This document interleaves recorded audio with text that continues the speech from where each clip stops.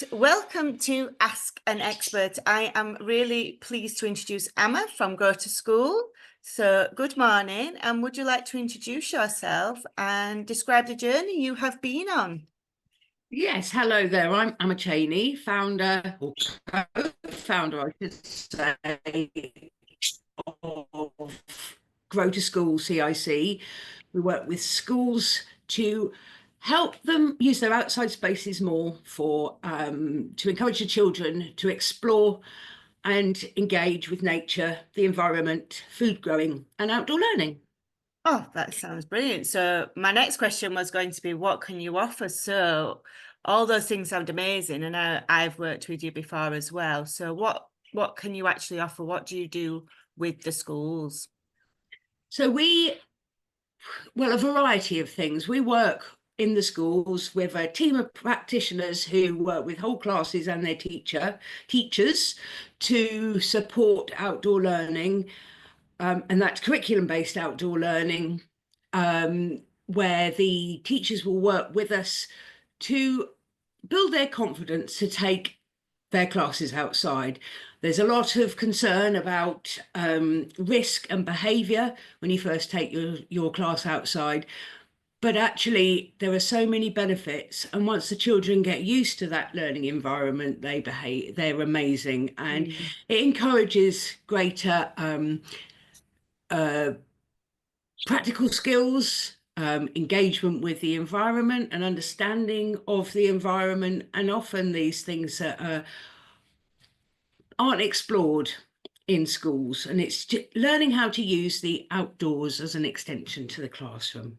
Yeah, yeah, and I agree. I think it's so important. I know with my nursery children, I think getting them outside, you often see a different side of them, and they become really inquisitive, and they want to find out about the world around them. So I think it's absolutely wonderful what you're doing. Um, Exactly. And outdoor learning gives children who don't necessarily engage in classroom learning opportunities to show their skills in a different way and to work in teams in a completely different way. And you find that often that the academic children um, aren't necessarily the ones who shine, but it's the other children who find sort of sedentary learning more challenging, can really explore and show their skills. that's brilliant. And what has your response been from schools? Because I know you work in a lot of schools and you've got lots of contacts.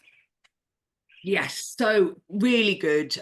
We also, I forgot to mention, a great thing we do is the Grow Bag program, which is all around food growing. It's a toolkit of food growing, outdoor learning, and nature engagement. And the response to that has been amazing.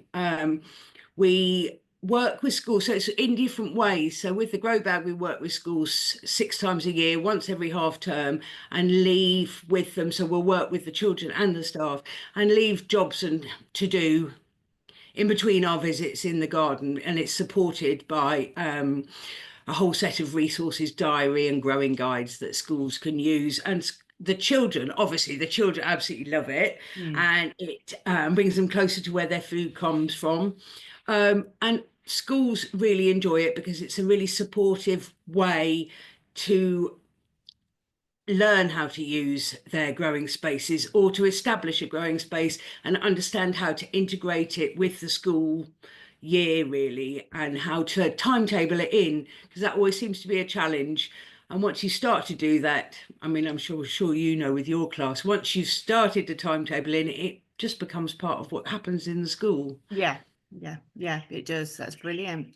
And what are your future plans at Grow to School? Well, we really want to scale up the grow bag because I think it's just the time.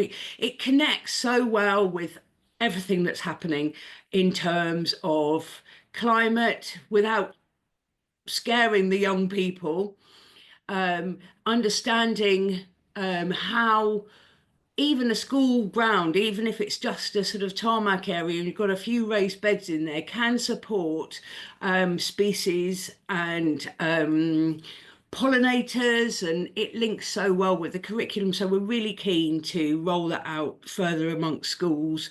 We have developed a DIY package of that, which where we share the resources and the support of us, which is through our Grow Bag community, but we don't offer the sessions that it comes with all the plants and seeds, all the growing guides, all the resources, the outdoor learning scheme of work, and but it's online support. So and we'd really like to scale that and see more schools growing food and engaging with the outdoors. Yeah, that sounds brilliant. Actually, as well, with the online support, you've got that flexibility as well. And like you say, you don't have to have like a Mr. McGregor's garden, do you? You know, like you say, the raised beds are just ideal in schools.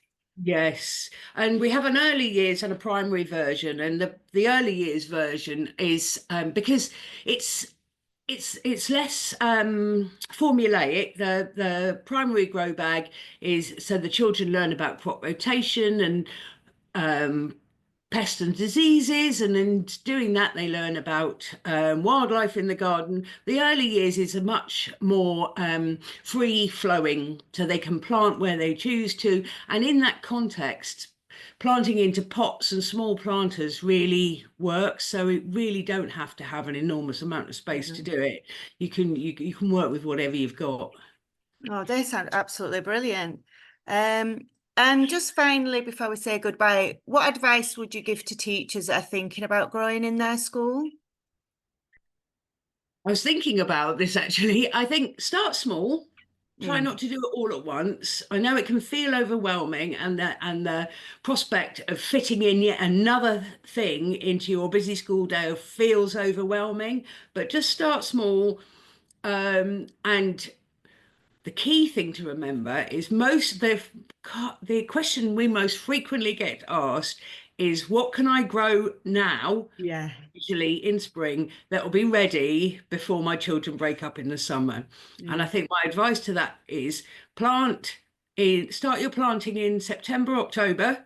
So you've got crops ready early summer, end of the spring, or start planting end of March, beginning of April, depending on where you are. I know we're up in Yorkshire, mm. and it's not unheard of to be getting frosts, throughout April. So, but depending on what you plant, just think about planting early, and yeah, that should yield some results for the children to harvest. Because I know some of the concerns are around everything's going to be ready over the Yeah. summer Yeah. holidays.